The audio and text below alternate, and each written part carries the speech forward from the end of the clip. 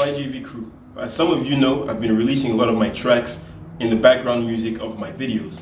And a lot of you have been requesting that I release some of these tracks.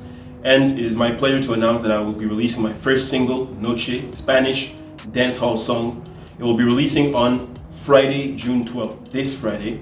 It will be releasing on all streaming services, Apple Music, Spotify, Deezer, Google Play, etc., etc. YouTube Music will be included in that. So if you like what I do and if you like my content, my channel, etc., please consider buying the track on iTunes for 99 cents only. And you will basically be first to have it as soon as it drops. It will be available in your library and you will be among the first to be able to play it. Now, if you don't want to, if you're not interested in buying it in advance, what you can simply do is wait for it to drop on Friday, June 12th, and just download it on the streaming platform of your choice, Spotify, Apple Music, whatever it is that you prefer. You can just use that and we'll stream the song together. I'm very excited to be sharing this song with you guys, and I'm very happy that a lot of you have requested that because it will push me to do something new, which is something that is always interesting to me. I really hope you enjoy it, and I'm looking forward to having your feedback on this first song.